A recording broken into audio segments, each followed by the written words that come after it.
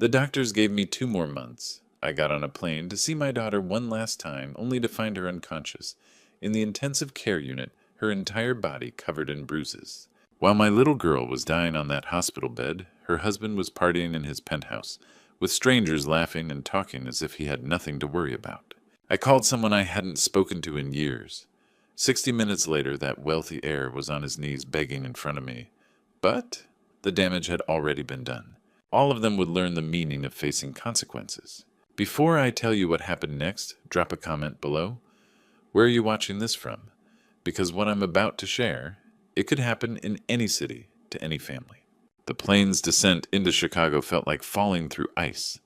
I pressed my forehead against the oval window, watching the city lights spread below me like scattered embers. Somewhere down there in one of those steel towers, my daughter lay in a hospital bed, broken, alone. The doctors gave me 2 months to live. The thought circled my mind like a vulture. Stage 4 lung cancer, they'd said at Williston Medical Center 3 weeks ago. Dr. Harris had shown me the scans, white clouds blooming across both lungs like winter frost. Inoperable. Terminal. The words had landed with the weight of a coffin lid closing.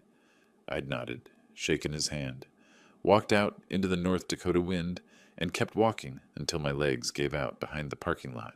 57 years old, 15 years breathing silica dust on oil rigs, and now 2 months. I'd planned to die, quietly. Maybe drive down to Oregon to that cabin by Silver Falls, where I'd taken Rachel and Elizabeth every summer before the cancer took my wife. But then Sharon Wallace had called.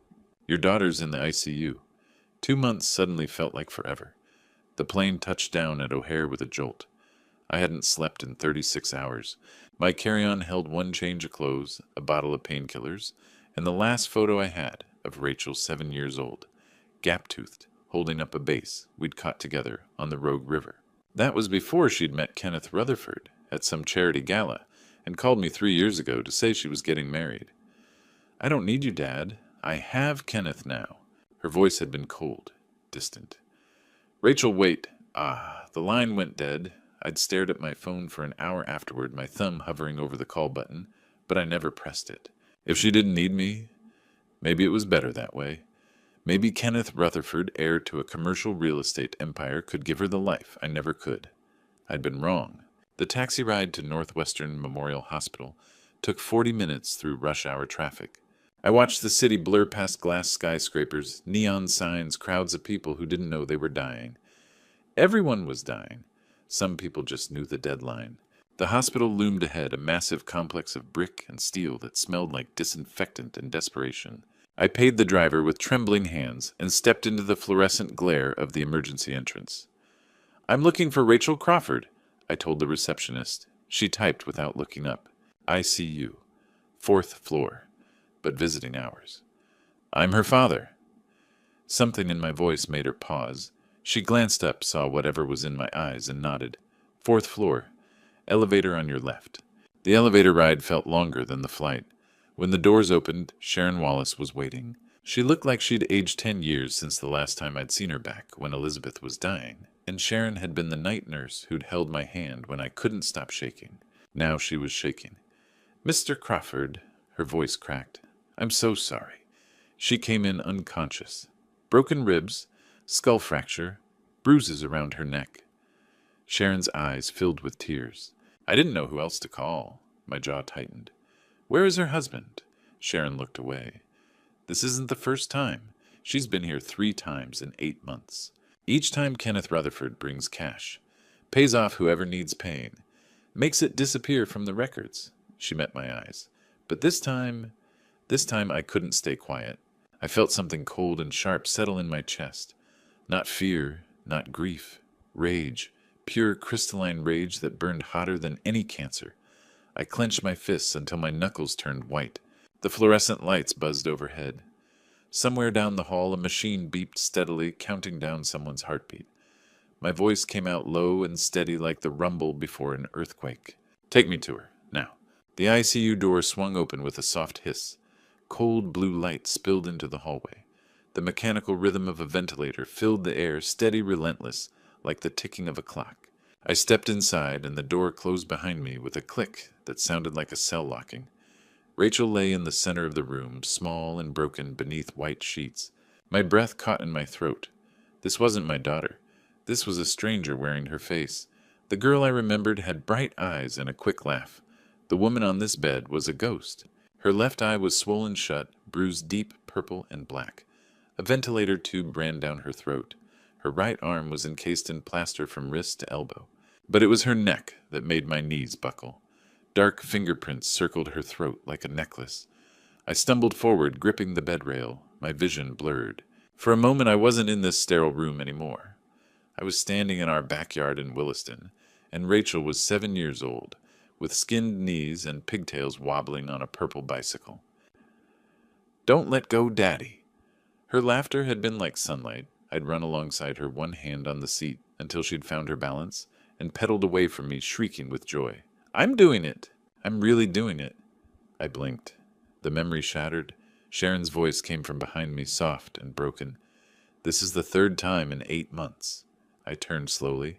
The first time she came in with a fractured wrist, said she'd fallen down the stairs. Sharon's voice cracked. The second time it was a concussion. She told the ER doctor it was a car accident. She met my eyes. This time she couldn't say anything at all. My hands were shaking. "Her things! Where are her things?" Sharon pulled a clear plastic bag from a cabinet. I took it with trembling fingers. Rachel's purse, her jacket, her phone. The screen was shattered, a spiderweb of cracks spreading across the glass. I pressed the power button. It flickered to life. No passcode. Rachel had never been careful about that. I opened the photo gallery. Pictures of Chicago. The skyline. A fancy restaurant. Rachel smiling beside a tall man with perfect teeth and cold eyes. Kenneth Rutherford. I scrolled down. Then I saw it, a video thumbnail dark and out of focus. The date stamp read 2 weeks ago. I tapped it. The screen filled with shaky footage. A marble floor. Rachel's voice high and terrified. "Kenneth, please!" A hand shot into frame and grabbed her hair. The camera jerked. Rachel screamed. Then Kenneth's face filled the screen. He was holding the phone now, filming downward. Rachel lay crumpled on the floor beneath him, blood streaming from her nose. Her lips split open. "Say it," Kenneth said calmly, almost bored. Rachel sobbed. I fell." "Say it right." "I fell down." Her voice was barely a whisper. "It was an accident." Kenneth smiled. The kind of smile you'd give a dog that finally learned a trick. "Good girl. Now we don't have any problems, do we?" The video ended. I stood frozen, the phone clutched in my hand. The ventilator kept hissing. The machines kept beeping. But all I could hear was my daughter's voice, broken and terrified, saying the words her husband had forced into her mouth. My grip tightened until the cracked screen bit into my palm. Somewhere in the back of my mind, a door opened. Behind it was a name I hadn't spoken in 17 years, a debt that had never been repaid. I pulled out my own phone and scrolled through my contacts. My thumb hovered over a number I'd saved but never called. Frank Donovan. I pressed dial. The phone rang 3 times before a gravelly voice answered. "Yeah." My throat tightened. I hadn't heard that voice in 17 years, but I'd recognize it anywhere. "Frank, it's David Crawford. I need to call in that favor." Silence, then a sharp intake of breath. "David!" Frank's voice cracked. "Jesus Christ. Where are you?" "Chicago, Northwestern Memorial." I glanced at Rachel on the bed. "My daughter's in the ICU. Her husband put her here." "I'm listening." My hand shook as I pulled up the video on Rachel's phone. "I'm sending you something. I need the world to see it." I hit send. Waited. Heard the ping on Frank's end. Then silence. Long, cold silence. When Frank spoke again, his voice was steel. "By morning, everyone will know his name." I closed my eyes. "Frank, you pulled me out of that fire, brother. You lost half the skin on your back saving my life." His voice dropped. 17 years I've been waiting for this call. Tell me who he is." "Kenneth Rutherford, son of Edward Rutherford." Frank laughed, a dark, bitter sound. "Well, hell. This just got interesting." I frowned. "You know him?" "Know him. I've been watching that family for 5 years." Papers rustled. "Edward Rutherford runs a commercial real estate empire. On paper, he's clean. But I've got files that say otherwise. Bribes. Money laundering. Federal contracts bought with dirty cash." Frank's voice sharpened. I've been waiting for the right moment to burn him. You just gave it to me. I looked at Rachel. Her chest rose and fell with the ventilator's rhythm. Burn them both. Consider it done. The line went dead. I sat in that hospital room for hours watching my daughter breathe through a machine, thinking about fire. Chicago, 2007. I'd been working construction on a high-rise downtown. Frank had been the site foreman. The scaffolding collapsed. A gas line ruptured. Frank got trapped under a steel beam with fire crawling toward him. I'd gone back for him, dragged him out while the skin on my back blistered and peeled. He'd lost his right leg below the knee. I'd spent 3 months in a burn unit. On the last day, Frank had gripped my hand and said, "I owe you my life. If you ever need anything, you call me." I'd saved his number, never called, until tonight. While I sat beside Rachel's bed, Frank was working. At 3 a.m, he sent emails to 30 journalists and prosecutors. The video. 200 pages of financial records documenting Edward Rutherford's crimes. Subject line, real estate mogul's son, accused of domestic violence. Father's empire built on bribes and blood money. He hit send 30 times. At 7, Jonathan Reed at the Chicago Tribune opened his inbox. Started reading. His coffee went cold. Holy shit! He clicked the video, watched Kenneth's face, heard Rachel's broken voice. He grabbed his phone. Cancel the front page. By 8 o'clock, the story went live. Rutherford Empire under fire, domestic violence allegations. Rock Chicago's real estate dynasty. Comments poured in. Lock him up. Monster. How many others has he hurt? I didn't know any of this yet. I was still holding Rachel's hand when my phone buzzed. Frank, it's done. The storm is coming. And in a Gold Coast penthouse, Kenneth Rutherford lay beside a stranger, his phone buzzing on the nightstand. He didn't hear it. The storm was just beginning. I didn't sleep that night. I sat beside Rachel's bed, listening to the ventilator breathe, for her watching the clock tick toward morning. Sharon brought me coffee at dawn. You should rest, Mr. Crawford. I shook my head. I'm fine. But I wasn't fine. Every time I closed my eyes, I saw that video. Rachel on the floor. Kenneth's smile. By 8 a.m, my phone started buzzing. Chicago Tribune, Rutherford. Empire under fire, domestic violence allegations. Rock real estate dynasty. I opened the article. The video was embedded at the top. 300,000 views already. By 10, it was trending on Twitter. By 11:30, it hit 3.2 million views. I sat there refreshing the page, watching the numbers climb, reading the comments. Monster. Lock him up. He deserves to rot. The world was finally seeing what he'd done to my daughter. While I sat in that hospital room, Kenneth Rutherford was waking up. Frank told me later what happened, how Kenneth's phone had been vibrating since midnight, how he'd rolled over at 11:30, hungover, with a woman whose name he couldn't remember sleeping beside him, how he'd grabbed his phone and seen the screen flooded with notifications. 47 missed calls. Kenneth had scrolled through the names with shaking hands. His mother, his lawyer, his business partner, friends from prep school, all of them calling between midnight and dawn while he'd been passed out drunk. Then the texts. Mom, Kenneth, call me immediately. His lawyer, do not say anything to anyone. Marcus, dude, what the fuck did you do? Kenneth opened Twitter. His name was trending #1. Kenneth Rutherford. Domestic abuse. Lock him up. The top tweet had a video thumbnail. Dark. Out of focus. His own penthouse floor. He tapped it. His own voice filled the room.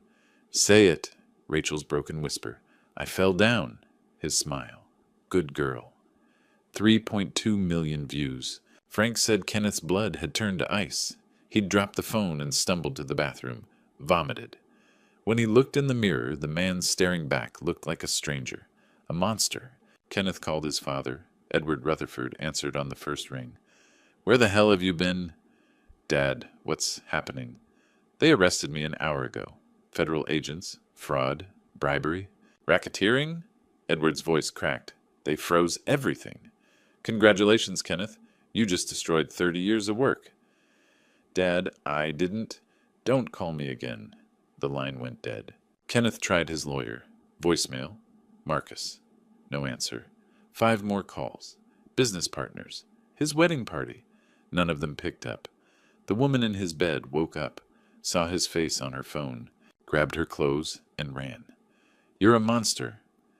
Kenneth stood alone in his penthouse, 12,000 square feet overlooking Lake Michigan. Empty. He walked to the living room, saw his wedding photo on the wall, Rachel in white smiling. He picked up a crystal tumbler and threw it. Glass exploded. The frame cracked down the middle. His empire was crumbling. His father was in custody. His name was Poison. And somewhere in a hospital room, a dying old man from North Dakota had destroyed everything with a single phone call. That's when Kenneth decided to come for me. I didn't know this yet. I was sitting beside Rachel when Sharon rushed in around 1 in the afternoon. "Mr. Crawford," her voice was tight. "Security just called. Kenneth Rutherford is in the parking garage." My blood ran cold. "Call the police." "They're on their way." I stood up, looked at Rachel's bruised face, the fingerprints on her neck. Kenneth was coming. Let him come. I walked to the door and stood in front of it. If he wanted to get to my daughter, he'd have to go through me first. The fluorescent lights buzzed. The ventilator hissed. Somewhere down the hall, an elevator dinged. Footsteps echoed in the corridor, getting closer. The footsteps stopped, outside the ICU. I stood in front of the door, my back against the frame, and waited. Security guard Campbell appeared. First, one hand raised. "Sir, you need to step back." Then I saw him. Kenneth Rutherford stood in the hallway wearing a tailored suit that probably cost more than I'd made in 6 months. His hair was perfect. His shoes were shined. But his eyes were wild, desperate.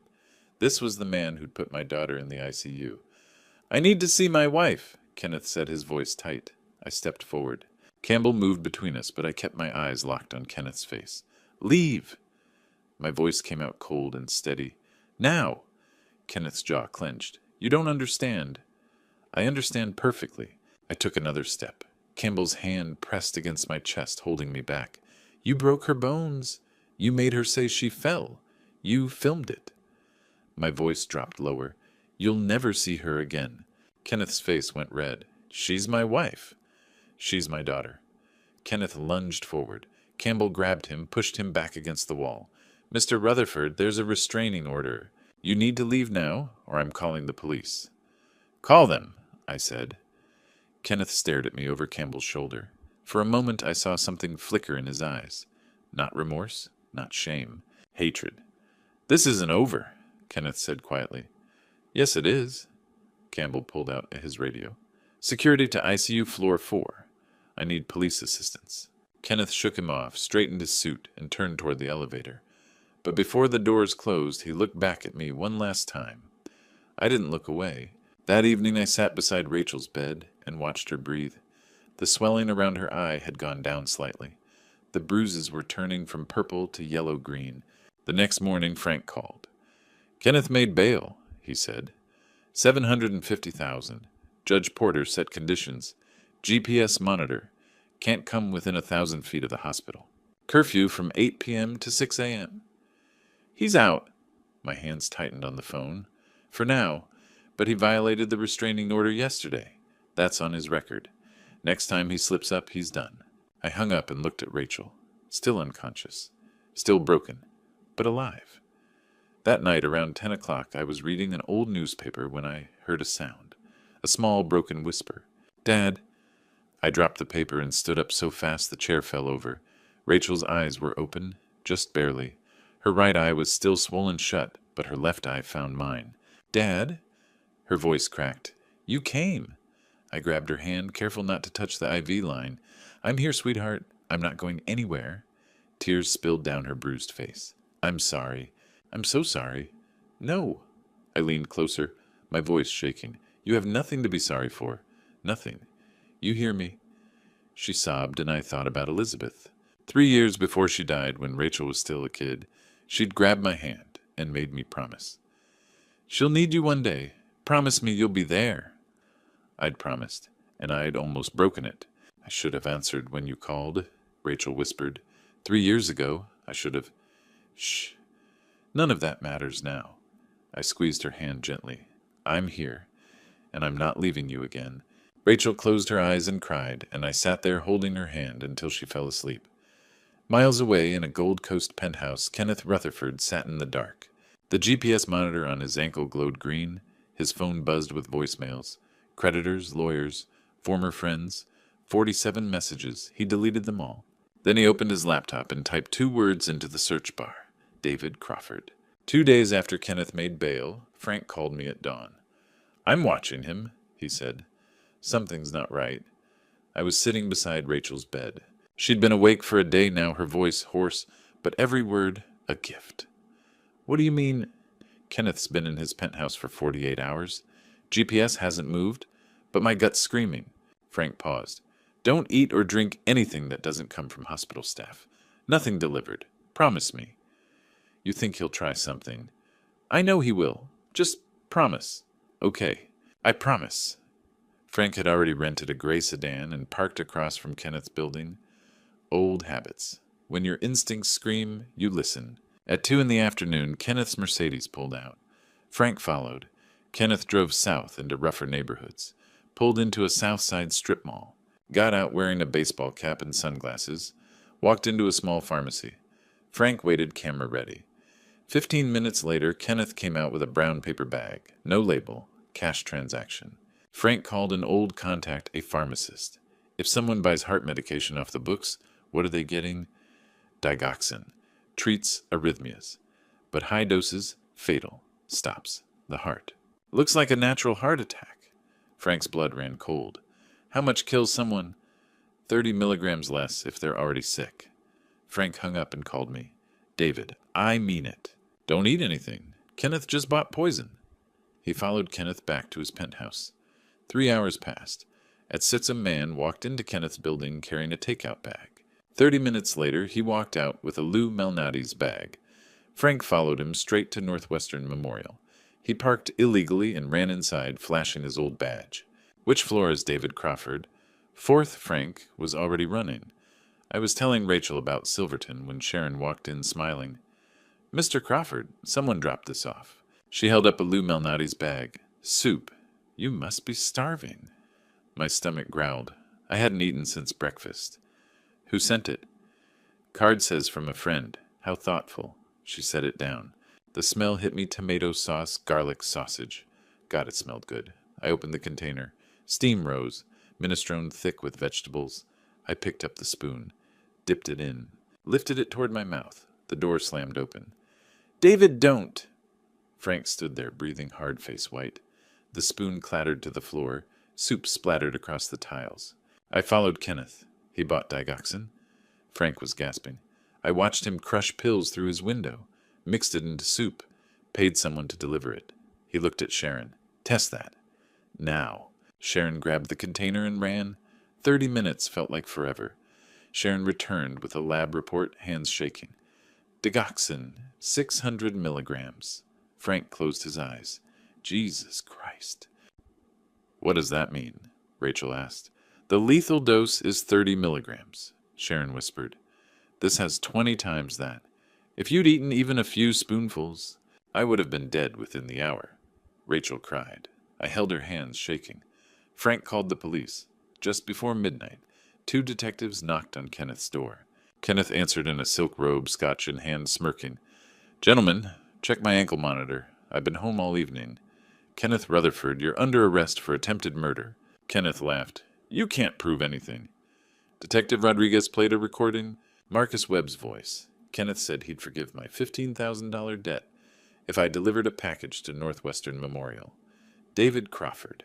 I didn't know what was in it. He said it was soup. But they tested it. Poison. I swear I didn't know. We have pharmacy footage, text messages, the soup with 600 milligrams of digoxin, Marcus Webb's confession. Rodriguez stepped forward. "We have everything." Kenneth's smile died. The scotch slipped from his fingers. Glass shattered. They cuffed him, read him his rights, walked him past the shattered wedding photo, past the expensive furniture, past the view. None of it mattered. Prosecutor Taylor stepped out as they reached the elevator. "Mr. Rutherford, there's no bail this time. You'll sit in jail until trial. Then you'll spend 28 years in prison thinking about the man you tried to murder." She paused. "The father who saved his daughter. The man who survived you." Kenneth stared, ashen. The elevator doors opened. They pushed him inside. He looked back one last time at everything he'd owned. The doors closed. Kenneth Rutherford disappeared into the machinery of justice he'd thought his money could buy. 3 weeks passed in a blur, the trial, the verdict. Judge Helen Porter's voice echoing through the courtroom. Kenneth Rutherford, you are hereby sentenced to 28 years in the Illinois Department of Corrections. Edward Rutherford, 18 years for fraud, bribery, and racketeering. I sat in the back row with Rachel beside me in a wheelchair. We watched them lead Kenneth away in handcuffs. Edward turned, once looked at his son, and then looked away. Outside, reporters swarmed. Camera flashes, microphones. "Justice for Rachel Crawford," someone shouted. Rachel squeezed my hand. "It's over, Dad." I nodded, but I couldn't shake the feeling that my own clock was still ticking. 2 months, the doctor had said. I'd already used up 5 weeks. A week later, Frank showed up at the hospital, with a stubborn look on his face. "You're coming with me," he said. "Where?" "Second opinion. Northwestern has a pulmonologist. Best in the city." I shook my head. "Frank, I'm dying. What's the point?" "Humor me." Rachel looked up from her bed. She was recovering slowly, able to sit up now, able to eat solid food. "Go, Dad, please." So I went.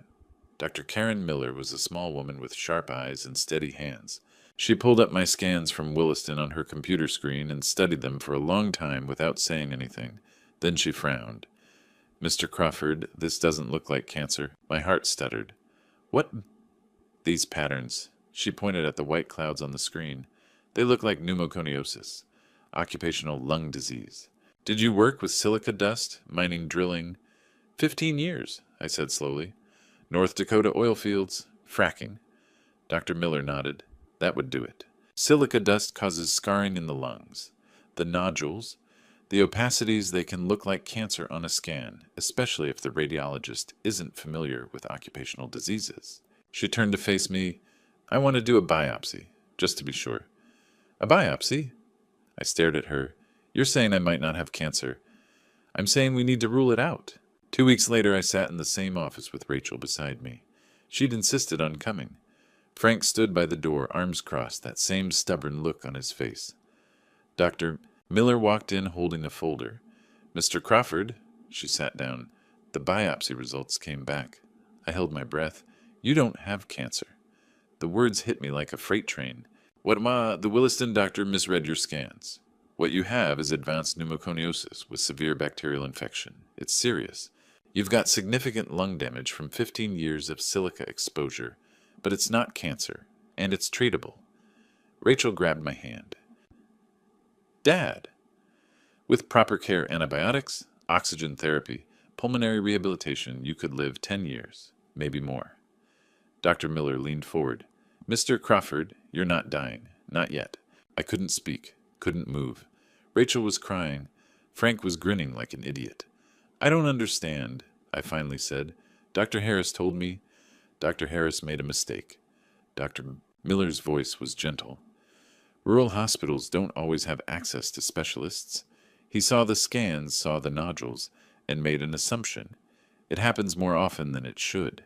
I looked at Rachel. Her face was bruised, still yellow-green, fading to pink, but she was smiling through her tears. "You're not dying, Dad," she whispered. "You're not dying." For the first time in 15 years I cried. Not for Elizabeth. Not for the years I'd lost in North Dakota breathing poison into my lungs, 16 hours a day to pay off medical bills. Not for the skin I'd left behind in that burn unit after saving Frank. I cried because I was going to live. I was going to see Rachel heal. I was going to walk her down the aisle again, this time to someone who deserved her. I was going to hold grandchildren I'd never thought I'd meet. Frank walked over and gripped my shoulder. "Miracles happen, brother."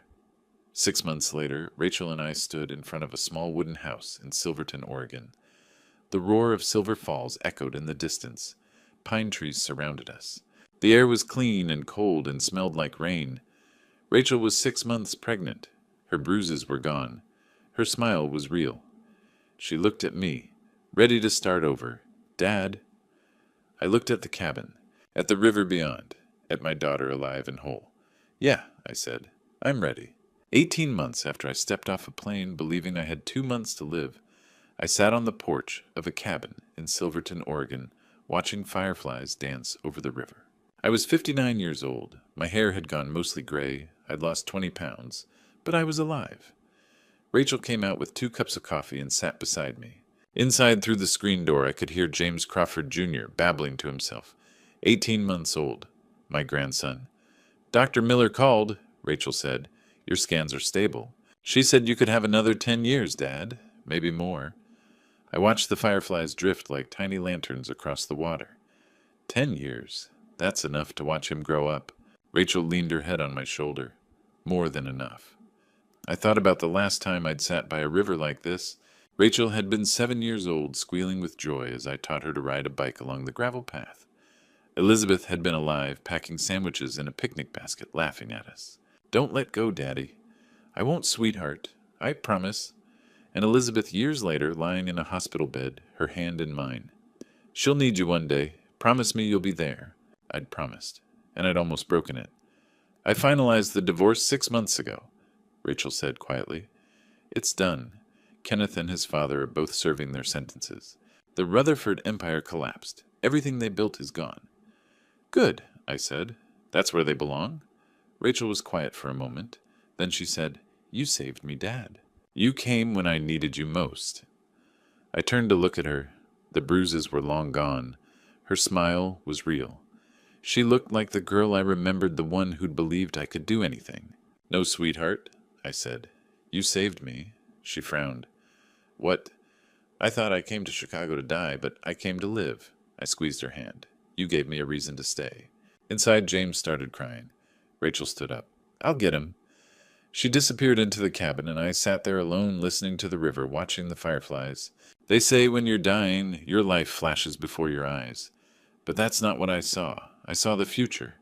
I saw Rachel smile again. I saw James take his first steps. I saw justice served and hope restored. The doctors were wrong. I didn't have 2 months. I had a lifetime. And I learned something in those 18 months. We don't live for ourselves. We live for the people we love. And as long as they need us, we find a way to stay. The Rutherfords thought money could buy silence. They were wrong. The truth always finds a way out. And sometimes when you fight for the people you love, you don't just save them. You save yourself. Rachel came back out with James in her arms. He reached for me, his tiny hands opening and closing. I took him. He was warm and solid and smelled like baby soap. Look, Rachel whispered, pointing. A firefly landed on James's hand. He stared at it, eyes wide with wonder. Then it lifted off and drifted toward the river, joining the others. James laughed, a bright, clear sound that echoed across the water. I stood up holding my grandson, and Rachel slipped her arm around my waist. We stood there together on the porch, watching the fireflies dance in the twilight. The sun was setting over Silver Falls, painting the sky, orange and pink and gold. For the first time in 15 years, I felt free. I looked at my daughter, at my grandson, at the river flowing past, carrying everything away downstream, the pain, the fear, the years I'd lost. All of it gone, all of it behind us. Come on, Rachel said softly. Let's go inside. But I stayed a moment longer, watching the fireflies rise into the darkening sky, and I smiled. For every father who fights, for every daughter who survives, for every person who refuses to let money silence the truth. Sitting here on this porch watching my grandson chase fireflies, I think about everything that happened. This true story isn't just mine, it's a warning.